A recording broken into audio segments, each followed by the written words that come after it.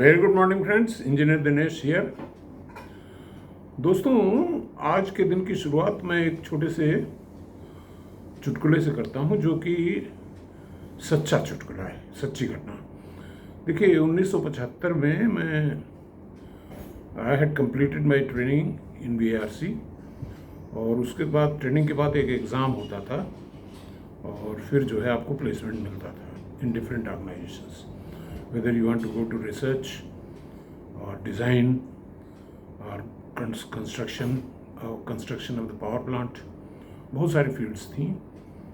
तो you get your choice if you do better in exam. तो exam के दिन ब्रेकफास्ट टेबल पे 3 बंदे मिलते हैं। एक तो रुड़की का मैं, दूसरे BHU का SK पांडे, और तीसरे IIT कानपुर के मिस्टर ज्योति स्वरूप। ब्रेकफास्ट टेबल पे बात शुरू होती है। ज्योति स्वरूप ने पांडे जी से पूछा कि क्या पांडे जी पढ़ाई कर ली आपने? तो पांडे जी ने कहा कि नहीं, मैं तो रात भर सोता रहा, क्योंकि नेहरू जी कहा करते थे कि देश को सोने की ज़रूरत है। दोस्तों, आपको तो पता नहीं होगा, 1962 में जब इंडो चाइना वार हुआ था तो हमारे पास आर्म्स की बड़ी क्राइसिस थी। नेहरू जी ने एक नारा दिया था, हिंदी चीनी भाई भाई, और पूरे विश्व में शांति लाने के चक्कर में फौज पे ध्यान नहीं था और न तो आर्म्स एम्यूनिशंस पे ध्यान था। जब लड़ाई शुरू हुई तो हमारे पास हथियार ही नहीं थे, तो हथियार आनन फानन में मंगाने के लिए फॉरेन करेंसी भी नहीं थी। तो नेहरू जी चिल्ला चिल्ला करके, रो रो करके ये कहा करते थे कि कंट्री नीड्स गोल्ड, देश को सोने की ज़रूरत है। तो ज्योति स्वरूप को ये बात समझ में नहीं आई। जब पांडे जी ने कहा कि नेहरू जी ने कहा था कि देश को सोने की ज़रूरत है, तो ज्योति स्वरूप क्या बोलते हैं कि नहीं नहीं, नेहरू जी ने ये थोड़ा कहा होगा कि रात भर आप सोते रहिए, उचित मात्रा में सोने की ज़रूरत है। अब इससे एक IITian के व्यावहारिक ज्ञान के बारे में आप अंदाज़ा लगा सकते हैं। दोस्तों, आपका टेक्नोलॉजी सीख लेना, डेटा साइंस सीख लेना एक बात है, और देश की जो मूलभूत आवश्यकताएं हैं, रोटी कपड़ा मकान, मेडिकल फैसिलिटी, एजुकेशन, इंफ्रास्ट्रक्चर, ये एक अलग बात है। और देश आपको इतना खर्चा करके पढ़ाता लिखाता है, इतना क्वालिफिकेशन देता है, और उसके बाद आप केंद्रित हो जाएं सिर्फ पैकेज की तलाश में, और हो सके तो देश छोड़ के बाहर निकल जाएं, यही हमारा चरित्र बन चुका है।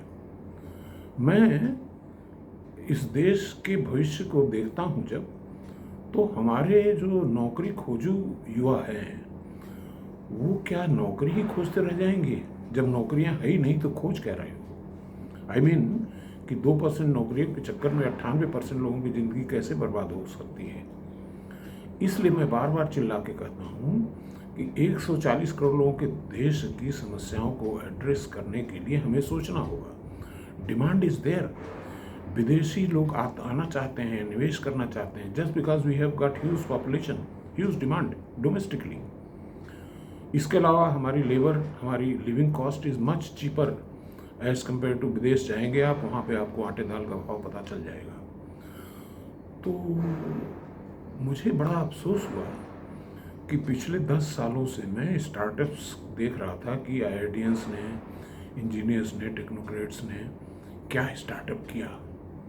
तो उसमें ज़्यादातर 98% स्टार्टअप्स जो थे वो डेटाबेस थे। Naukri.com बना दिया, डेटा प्रोसेस, ओला बना दिया, जोमेटो बना दिया। कोई मूलभूत समस्या को एड्रेस नहीं किया, सिर्फ पैसा बनाने की मशीन तो बनाई। सिर्फ 2 बंदे मिले, वो एथर एनर्जी वाले, जिन्होंने कि स्कूटर बनाया है, 2 IITian हैं 2013 के IIT मद्रास के। बाकी पूरा मास का मास सब डेटा साइंस का एप्लीकेशन करके कैसे बनाया जाए पैसा, इस पे केंद्रित है। ये अब देखिए, चाइना कहाँ निकल गया, इनोवेशन को उसने पकड़ा, री इंजीनियरिंग पकड़ा,